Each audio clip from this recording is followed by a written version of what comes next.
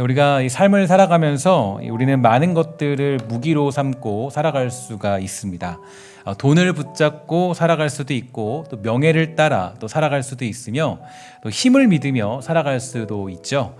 그러나 그 어떤 것들도 이 전능하신 하나님, 그 하나님 앞에서는 아무것도 아니고, 또 그 앞에서는 이 종이 호랑이와 같다라는 생각을 우리는 잊어서는 안 될 것입니다. 그러므로 이 기도의 가능성, 하나님은 전능하신 분이고, 하나님은 그 모든 것들의 주인 되시기 때문에 우리가 기도의 가능성은 실로 엄청난 것이며 광대하기까지도 하다라고 할 수가 있겠죠. 기도는 전능하신 하나님을 꼭 붙잡는 일이기 때문입니다. 그래서 기도는 전능하신 하나님을 꼭 붙잡고 살아가는 일이기 때문에 우리는 이 모든 것들을 통하여서 기도하는 일을 게으르게 하지 말아야 할 것입니다. 오늘 시간 우리가 하나님께서 은혜를 베푸시는 통로인 기도를 통하여 이 전능하신 하나님의 뜻을 삶 속에서 이루는 저와 여러분 다 되기를 주의 이름으로 간절히 부탁을 드리겠습니다. 기도의 사람 E.M. 바운주는요, 우리에게 이렇게 말해 주었죠. 기도는 전능하신 하나님께서 이 성도의 손에 쥐어주신 귀한 능력이다. 그러므로 우리는 기도를 사용하여서 하나님의 크신 뜻을 이룰 수 있고, 또 진귀한 결과들을 얻을 수 있다. 우리에게 알려주었습니다. 저런 기도는 우리가 상상할 수 없는 이 전능하신 하나님의 뜻이 이루어지는 도구이며 이 통로가 됩니다. 우리가 기도할 때 하나님은 어떠한 한계도 없이 자신의 뜻과 약속을 이루시는 분이시죠. 시편 81편 10절을 보면요, 내 입을 크게 열라 내가 채울 것이다 우리에게 말씀해 주셨죠. 이것은 곧 우리가 입을 열어 기도하고 간구한 만큼 채워줄 것이라는 하나님의 약속이 선포되어진 것입니다. 우리가 전능하신 하나님의 능력을 경험하지 못하는 것은 어쩌면 하나님에 대해서 한계를 그어놓고 있기 때문은 아닐까요? 그러니까 내가 하나님께 한계를 두고 하나님께 구하고 있기 때문에 내가 기도의 능력을 경험하지 못하는 것도 있을 겁니다. 그러니까 내가 하나님에 대해서 조금 무한하신 하나님의 역사를 기대하기보다는 하나님 이만큼 정도 역사하시겠지, 이렇게 한계를 지어놓고 우리가 기도할 때가 있죠. 그래서 하나님의 능력은 한계가 없기 때문에 우리가 기도할 때 전능하신 하나님은 자신의 뜻을 이루시는 분이시다라는 것을 우리는 기억할 필요가 있습니다. 오늘 이 시간 이 자리에 모인 우리 모두가 이러한 사실을 믿고 한계가 없으신 하나님의 놀라운 능력 앞에 엎드려 기도함으로 응답받는 이 놀라운 역사가 우리 모두에게 이루어지기를 주의 이름으로 간절히 축원합니다. 특히 기도는 이 고난 중에, 내가 고난 가운데 그 문제를 해결하는 문을 여는 능력을 가지고 있는데요. 일단 오늘 본문을 보면 이 다윗은 간절하게 주님을 찾고 있습니다. 그는 분명히 고난 중에 있고, 아니 고통 중에 있다라고 할 수 있는데, 지금 비명을 지르면서 괴로워하는 삶의 순간에 놓여있는 사람이 바로 다윗이었습니다. 이 본문의 배경이 어떤 상황인지는 잘 알 수는 없어요. 이 시는 다윗이 압살롬을 피해서 도망할 때 기록한 시다라고 보기도 하고, 다윗이 우리아의 아내 밧세바를 범하고 회개하며 쓴 시다라고 보기도 하면서, 또 어떤 학자들은 이 사울을 피해서 도망할 때 기록한 시다라고 보기도 합니다. 이렇게 많은 의견이 있는 것은 이 시의 배경을 알만한 구체적인 단서를 찾을 수가 없기 때문이에요. 그러니까 어떻게 이 본문이 작성되었는지, 왜 다윗이 이런 고백을 하고 있는 건지, 왜 지금 다윗은 이러한 아주 괴로운 심정을 토로하고 있는지 지금은 알 수 있는 배경이 하나도 존재하지 않아요. 하지만 한 가지 중요한 사실, 이 모든 시편을 봤을 때 시편 6편을 통하여서 관통하고 있는 중요한 내용 중에 하나는 바로 그 세 가지 사건 모두가 다윗에게는 위기의 순간이고, 고통의 순간이고, 괴로움의 순간이었다는 거예요. 그러니까 다윗에게 가장 절대절명의 위기의 순간 속에서 지은 시편이다. 그래서 다윗이 굉장히 괴로움을 토로하고 있고, 마치 비명을 지르는 것 같은 어떤 아주 괴로운 심정이 여기에 나타나고 있다는 것을 여러분들 모두가 다 이 글을 읽으면서 깨닫게 되었을 것입니다. 그리고 그 절대절명의 순간에 다윗은 주님께 기도하고 있는데요.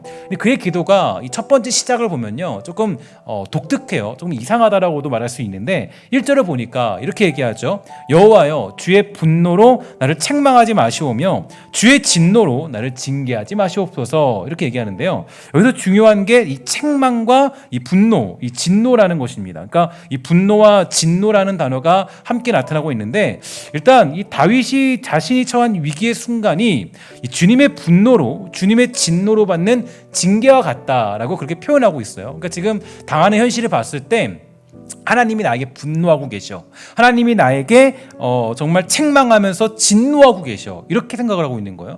사실 여러분 이게 너무 우리에게 좀 중요한 메시지가, 이 분노와 진노라는 건 이 무언가 자신이 잘못했을 때 받게 되는 표현이죠. 그러니까 여러분 그 잠언 3장 12절에 보면 이 대저 여호와께서 그 사랑하시는 자를 징계하시기를 마치 아비가 그 기뻐하는 아들을 징계한 같이 하느니라 라는 말씀 여러분 묵상하면서 아마 보셨을 거예요. 근데 이 말씀에 의하면 이 이스라엘 백성들 또 그 백성들에게 가지고 있는 한 가지 사상은 이 자녀들이, 그러니까 구약 시대 가운데 자녀들이 아버지에게 징계를 받는 것은 이상한 일이 아니었어요. 요즘은 뭐 인권 해가지고 마치 자녀들도 막 혼나게 되면 야, 내 인권이 있는데 라고 할 정도로 아주 그런 단계가 되었지만, 이 구약 시대 그 이스라엘 백성들에게 아버지가 징계를 하는 것은 정말 이상한 일이 아니었습니다. 그러니까 이제 징계라는 것은 당연하게 받아들일 수 있고 또는 기쁜 마음으로 받아들일 수 있는 것이 징계였어요. 그런데 문제는 뭐냐면 오늘 본문 1절에서는 이렇게 되어 있습니다. 주의 분노로 나를 책망하지 마시고 또 그 주의 진노로 나를 징계하지 말라 그래요. 그러니까 이 얘기는 자녀로서 받는 징계라기보다는 아주 이 자녀로서는 상상할 수 없는 분노가 임했다라는 거예요. 그러니까 자녀에게 우리가 보통 이 자녀에게 징계를 줄 때 자녀가 죽을 때까지 괴롭히진 않잖아요. 근데 그러니까 지금 이 다윗이 느끼기에는 자녀로서 받는 징계가 아니라 아주 이 엄청난, 그러니까 상상할 수 없는 고통, 그러니까 내가 자녀로 받는 징계라기보다는 주님의 분노처럼 느껴지고 주님의 책망처럼 느껴지고 주님의 어떤 그런 진노 가운데 받고 있는 고통이 엄습했다라는 겁니다. 그러니까 이 고통은 감히 상상할 수 없는 고통이죠. 내가 자녀로서 그냥 이 정도 좀 혼나겠지, 엄마에게 내가 잘못했으니까 이만큼 혼나겠지, 이 정도의 고통이 아니라 그 고통을 훨씬 더 뛰어넘는 아픔이고 고통이에요. 그러니까 이 다윗이 얼마나 고통스러운지 아시겠죠. 그러니까 시편 6편을 지을 때 굉장히 고통스러운 상황이었고 굉장히 말로 표현할 수 없는 이 삶의 고통과 어려움이 그에게 엄습해 오게 된 거예요. 그래서 지금 시편의 고백은요, 이 아버지에게 잠시 징계를 받는 상황을 얘기하는 게 아니라 이 분노와 진노가 임하게 된 아주 심각하고 무서운 상황을 우리에게 표현해주고 있죠. 다윗은 지금 그런 느낌을 받고 있을 정도로 아주 엄청난 고통 중에 있는 겁니다. 그래서 2절과 3절을 보면요, 어떻게 되냐면 여호와여 내가 수척하였사오니 내게 은혜를 베푸소서, 여호와여 나의 뼈가 떨리오니 나를 고치소서, 나의 영혼도 매우 떨리나이다, 여호와여 어느 때까지나이까, 이렇게 질문하는 다윗을 볼 수가 있게 돼요. 그러니까 얼마나 고통스러우면 뼈가 떨린다 그래요. 뼈가 떨리는 것은 우리가 아주 이 엄청난 고통이죠. 내가 한 대 맞았을 때, 한 대 맞았을 때 뼈가 떨릴 정도로 아픔을, 고통을 당한다면 이 고통은 도저히 말로 표현할 수 없는 고통이에요. 너무나도 심각하고 무섭고 두렵고 너무나도 아픈 그런 고통이 그에게 찾아오게 된 거예요. 더군다나 이 다윗이 뭐라고 표현했냐면 수척해졌다라고 얘기하는데, 이 수척하다는 것은 메마른 땅에서 이 메말라 죽어가는 식물과 같은 거죠. 여러분 잘 아시죠? 식물들이 이 마른 땅에서 이렇게 아주 메마른 땅에서 물 하나 없는 그 땅, 수척해졌다. 물이 다 없는 메마른 땅이에요. 그러니까 완전히 메마른 땅에서 있는 그런 존재처럼 내가 그렇게 수척해졌다라고 표현하는 거예요. 그러니까 지금 다윗에게 남아있는 거 딱 한 가지는 뭐냐? 죽는 것밖에 없죠. 이제 곧 죽는 거예요. 지금 내가 하나님 이 고통 때문에 내가 지금 죽음 가운데 있어요. 내가 죽는 것 같아요. 내가 지금 괴로워요. 이런 어떤 모습들을 고백하고 있는 것을 알 수가 있죠. 그래서 이 죽음과 같은 상황에 놓여있는 다윗, 그는 그 막다른 길에서 하나님을 찾고 있다라는 거예요. 4절을 우리 한번 함께 읽어보도록 할까요? 시작. 여호와여 돌아와 나의 영혼을 건지시며 주의 사랑으로 나를 구원하소서. 아멘. 그러니까 아주 수척해지고 또 뼈가 떨릴 정도로 괴로움 가운데 처해 있는 다윗. 그러니까 지금 모든 것 아무것도 보이지 않는 막다른 골목, 막다른 길에서 그 막다른 길에서 다윗은 하나님을 찾고 부르짖는 것을 우리는 볼 수가 있게 되는 겁니다. 그리고 그때 이 다윗은 얘기하죠. 자기 영혼을 건져 주십시오. 고백하면서 자신을 살려달라 기도하고 주님께 고백하는 것을 알 수가 있게 됩니다.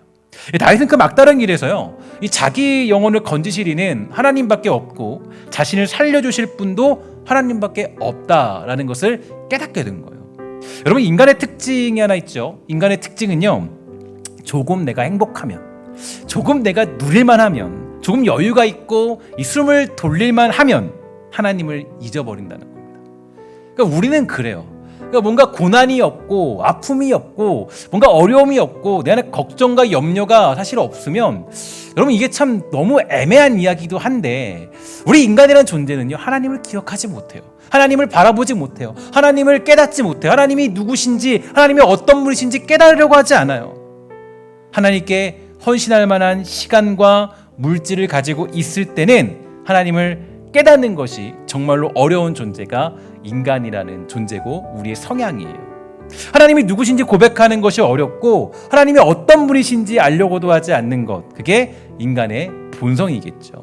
그래서 제가 지난 수요일도 말씀드렸지만, 때때로 우리 하나님은 저와 여러분들을 막다른 길로 인도하실 때가 있습니다. 그러니까 이게 하나님의 이 방법이에요. 그러니까 우리를 정말 너무 사랑하시지만 어쩔 수 없이 우리를 막다른 길로 인도하실 때가 있다는 거예요. 아무것도 보이지 않고 주위에는 아무도 없으며 나 혼자 남는 자리, 정말로 외로운 그 자리로 저와 여러분들을 하나님이 인도하실 때가 있다라는 거예요. 이유가 있어요. 그래야 그 막다른 길에서 하나님이 어떤 분이신지를 깨닫게 되기 때문이죠. 자녀 때문에 행복하면 하나님이 누구신지 모르고 있다가, 자녀 때문에 속을 썩으면 그때서야 하나님만이 자녀를 책임질 수 있다라는 것을 알고 매달리기 시작합니다. 가정에 문제가 없을 때는요, 이 하나님께 감사하지 못하다가 가정에 문제가 생겨서 정말 막다른 길에 다다랐을 때, 그때서야 하나님이 어떤 분이신지를 고백하며 엎드려 주님을 찬양하는 게 우리 인간들, 저와 여러분들의 모습이고 성향이죠. 그게 우리 인간들의 한계입니다. 물론 때때로 아주 드물게 행복할 때에도 하나님을 깨닫고 고백하며 찬양하는 일들도 덜어 있긴 해요. 하지만 대부분의 경우, 대부분이 우리가 하나님을 깨닫고 하나님을 알게 되고 하나님을 내가 정말 보았습니다, 하나님을 내가 정말 깨달았습니다, 우리 하나님이 어떤 분이십니다라고 고백할 수 있는 그 자리는 내가 그냥 아주 여유 있고 넉넉한 그 자리가 아니라 아무것도 남지 않아서 하나님밖에 보이지 않는 그 자리, 하나님밖에 내가 느낄 수밖에 없는 그 자리, 하나님만 보이는 그 막다른 자리에 이르렀을 때, 그때서야 우리는 하나님이 누구신지를 조금씩 깨달아갈 수 있게 되는 거죠.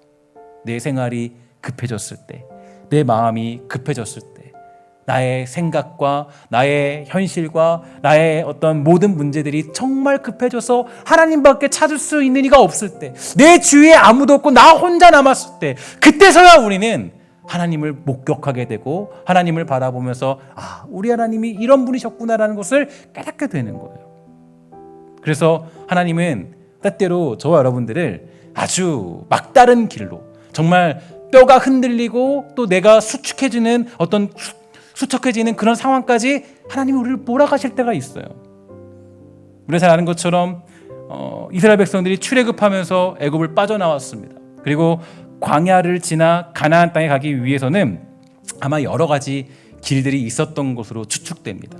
그냥 꼭 홍해를 건너야 되는 것은 아니었다 그래요. 그래서 정말 많은 그 학자들이 얘기하기를 홍해 바다 앞으로 가는 건 미친 짓이다.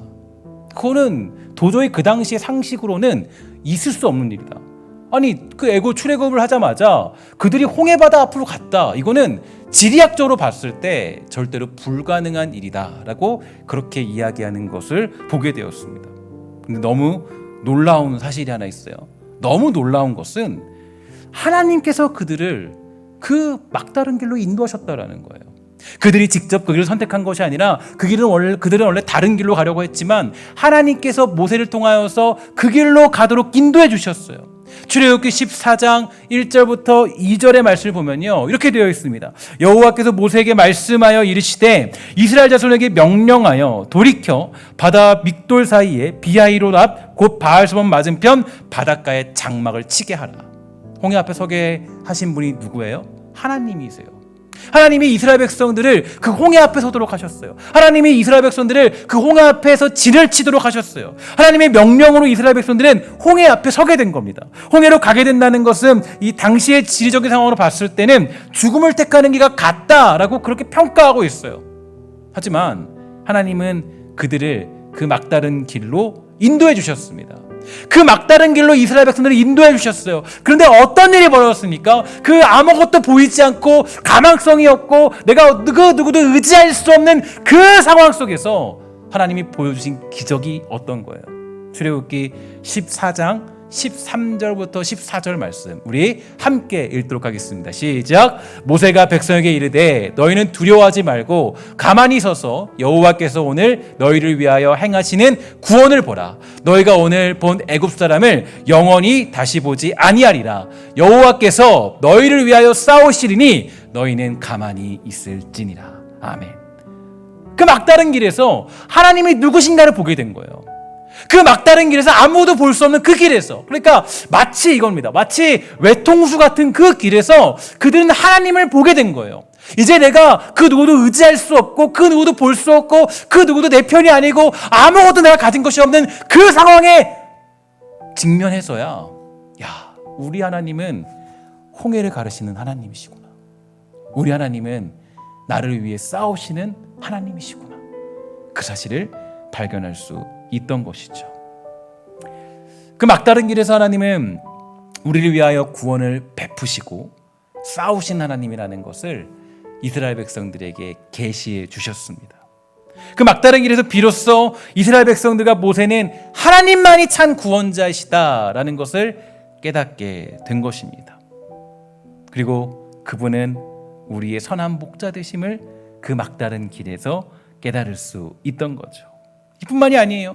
신약에서도 여러 사람들이 막다른 길로 인도함을 받게 되었죠. 베드로는 복음을 선포하다가 감옥으로 잡혀 들어갔습니다. 복음을 선포했는데 그 능력의 사람이 감옥에 잡혀 들어간다면 얼마나 이상한 일일까요? 그래서 사람들이 기도하기 시작했어요. 그 일을 놓고 기도하니까 어떤 일이 벌어집니까? 옥문이 열리고 베드로는 풀려나게 되는 놀라운 기적이 일어나게 되죠. 아주 엄청난 사건이 벌어진 것입니다.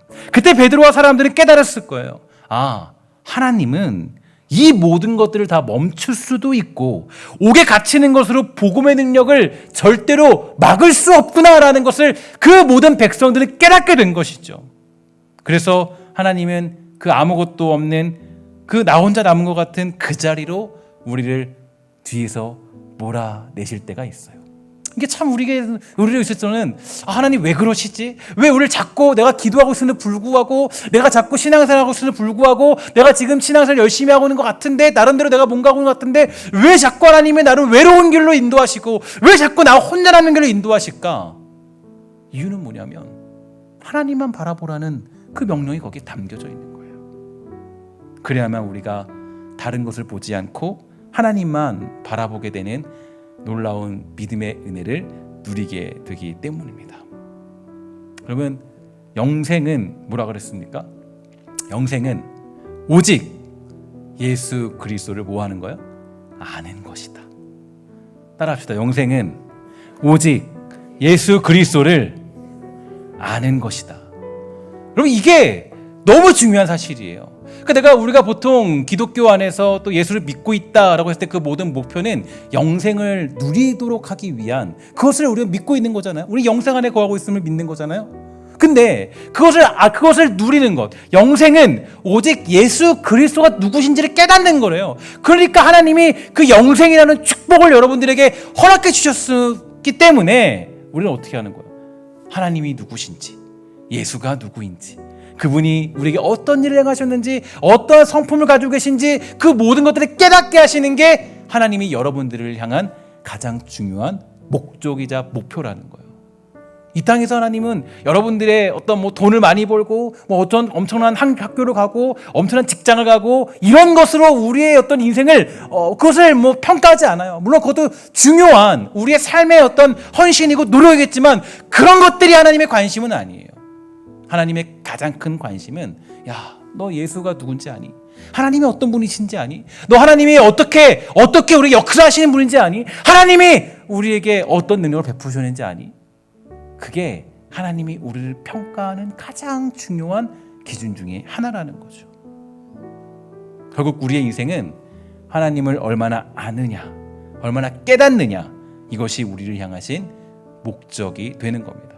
그러니까 우리는 두려운 길을 만나고 막다른 길에 몰리는 일이 있다 할지라도 여러분들과 제가 두려울 것이 없는 거예요. 그래서 다윗이 그 시편 2, 3편에서 얘기하잖아요. 내가 음침한 골짜기에 있을지라도 해를 두려워하지 않음은, 그죠? 주님께서 나의 선한 목자 되시기 때문에. 이게 이 다윗의 고백이 그냥 나온 게 아니에요. 그는 깨달았어요. 이 막다른 골목에 막다른 길로 인도하시는 분이 우리 하나님이셔. 거기서 두렵지 않은 거예요. 우리가 어떤 큰 문제를 만나도, 인생의 큰 어려움을 만나도 여러분들이 겁낼 필요 없는 것은 우리 하나님께서 여러분들을 그 하나님이 누구신지 계시해 주기 위해서 여러분들에게 그 길을 허락해 주신 것입니다. 한 아버지가 귀신 들린 아들을 제자들에게 데려와서 귀신을 몰아내려고 청하고 있습니다.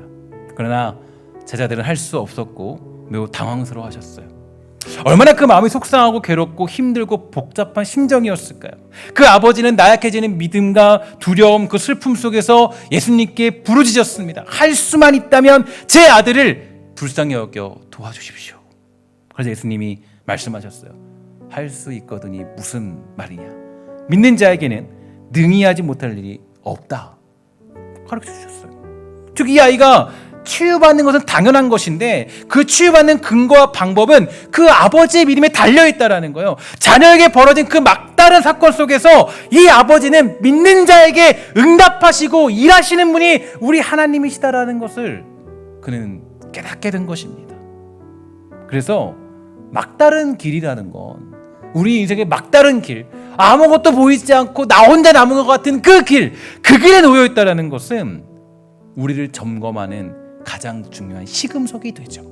막다른 길에서 우리 하나님이 누구신지를 점검할 수 있고 확인할 수 있고 또 그것을 살펴볼 수 있는 가장 중요한 시금석이 우리 인생에 찾아온 막다른 길이 될 수 있는 겁니다.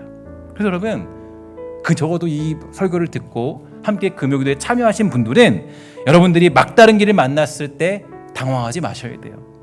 또 하나님이 깨닫게 하고자 하는 것이 무엇인가에 대한 기대와 마음을 가지셔야 됩니다. 이런 사실을 잘 알고 있는 바울은요, 이렇게 얘기했죠. 우리가 구하거나 생각하는 모든 것에 더 넘치도록 능히 하실 하나님이다, 이렇게 선포했습니다.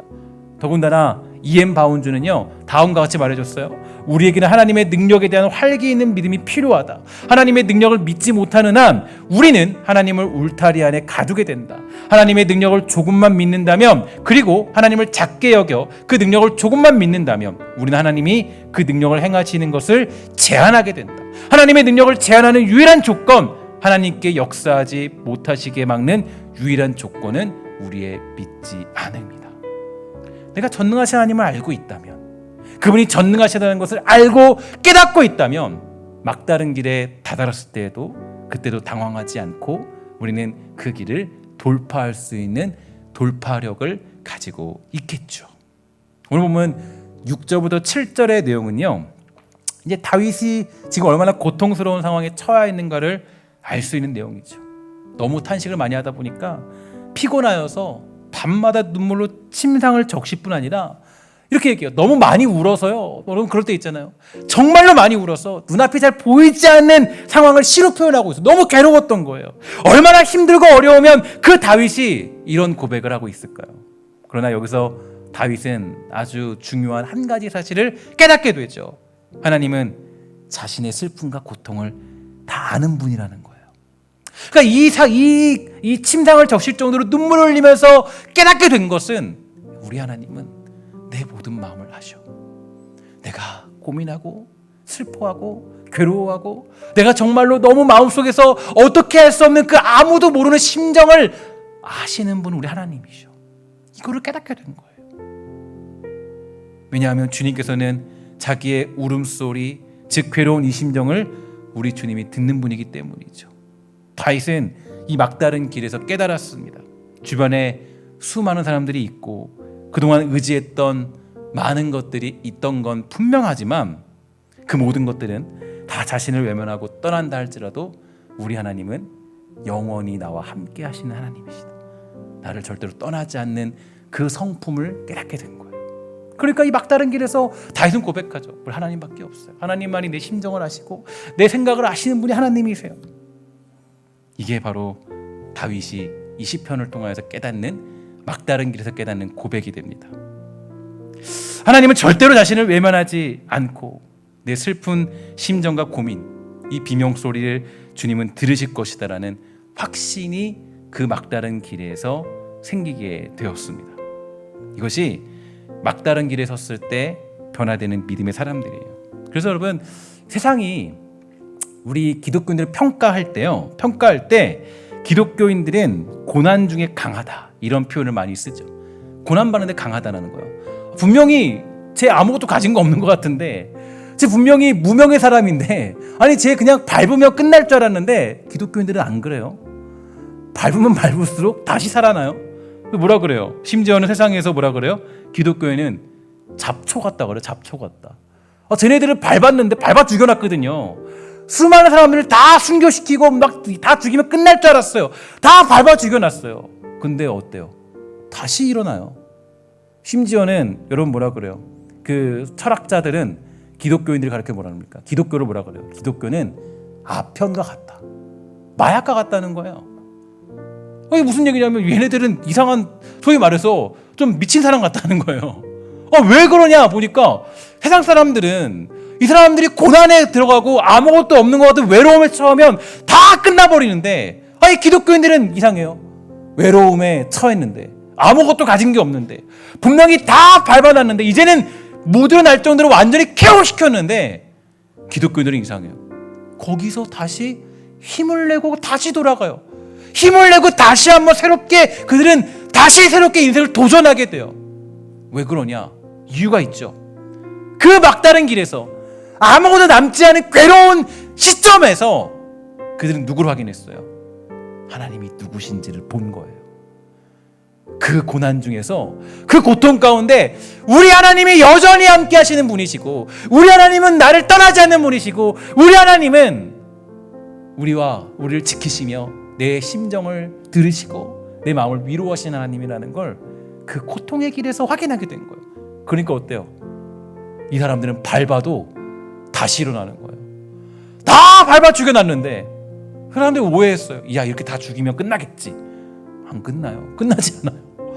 계속돼요. 계속. 왜냐? 그때마다 하나님이 누구신지를 확인하게 되는 기적의 역사가 일어나기 때문이에요. 그래서 정말 이게 바로 이 우리의 시금석 아니겠어요? 여러분들과 제가 막다른 길로 갔을 때 이거는 내가 누구인지를 점검하고 하나님이 누구신지를 점검하는 가장 중요한 시금석이 될 수 있다라는 거예요. 특히 우리가 잊지 말아야 될 것이 있다면, 하나님은 우리 아버지시기 때문에 그분은 우리를 도우시는 분이다라는 것을 잊지 마십시오. 여러분, 막다른 길에서 이 사실 잊지 마세요. 하나님은 우리를 외면하지 않고 도우시는 분이다. 미가서 6장 8절을 보면 하나님은 정의를 행하며 인자를 사랑하며 겸손하게 하나님과 함께 행하도록 도우시는 분이다 라고 정의하고 있습니다. 우리들은 오직 하나님의 도우심을 받을 때 비로소 형제로서 자매로서 지혜로운 삶을 살아갔을 뿐 아니라 아름다운 인생으로 거듭나게 될 수 있다라는 의미가 담겨져 있죠. 그리고 이 모든 일의 시작은 하나님께 막다른 길에서 기도할 때, 그 막다른 길에서 기도할 때 하나님이 누구신가를 깨달을 수가 있게 되는 거예요. 사랑하는 여러분, 오늘 여러분들과 제가 혹시라도 지금 막다른 길에 서 있는 상황에 처해 있는 사람이 있을지도 모르겠어요. 정말 아무것도 안 보이고 나 혼자 남은 것 같은 그런 어떤 괴로움 속에 놓이는 사람들이 있을지 모르겠어요. 아니면 그런 일들을 여러분들 중에서 우리 중에서 아마 그런 일들을 경험하게 될지도 모르겠고 그런 시간들을 지나쳐 왔을지도 모르겠어요. 근데 보세요. 그런 시간들을 지나오신 분들은 지금 한 가지 알고 있는 중요한 사실 한 가지 있습니다. 뭡니까? 하나님은 나를 외면하지 않고 도우시는 분이시구나. 이 사실을 깨달았을 거예요. 또한 지금 이 막다른 길에 지금 거해 있는 사람들은 오늘 이 다윗의 시편을 보면서 하나님은 영원히 우리를 떠나지 않는 분이시구나. 내 심정을 아시는 분이구나 라는 것을 깨닫게 되셨을 거예요. 또한 앞으로 그런 일들을 겪고 있는 사람들, 막다른 골목 안에 가야 될 사람들, 여러분들 그들은 명심하십시오. 하나님께서는 절대로 우리를 떠나지 아니하시고 우리가 기도할 때 우리를 반드시 도우시는 분이다라는 것이 이미 역사적으로 우리의 믿음의 선배들로 말미암아 증명되고 확인되었다는 것을 여러분 잊지 마십시오. 하나님께서는 여러분들을 도우시기 원하시고 하나님께서는 그 막다른 길에서 여러분들에게 일하시기를 즐겨 행하시는 분이십니다. 여러분 그 괴로운 시간 속에서 다윗처럼 하나님만을 의지하며 우리의 심정을 토로함으로 우리를 위로하시는 하나님의 놀라운 역사를 경험하는 위대하고 강한 아름다운 신성의 권속들 다 되기를 주의 이름으로 간절히 축원합니다. 기도하도록 하겠습니다. 하나님 감사합니다. 이 땅을 살아갈 때 우리가 때로는 하나님께서 우리를 막다른 길로 인도하실 때가 있습니다. 그럴 때 우리가 겁내지 아니하고 두려워하지 아니하고 도망치지 아니하고 그 자리에서 우리에게 역사하시는 하나님을 바라보도록 허락하여 주시옵소서. 그리하여 우리가 이 땅을 살아갈 때 하나님이 누구신지를 깊이 깨닫고 하나님이 어떤 분이신지를 깨닫게 되는 놀라운 역사가 우리 안에 나타날 수 있도록 주님 허락하여 주시옵소서. 모든 말씀 예수님의 이름으로 간절히 기도합니다. 아멘.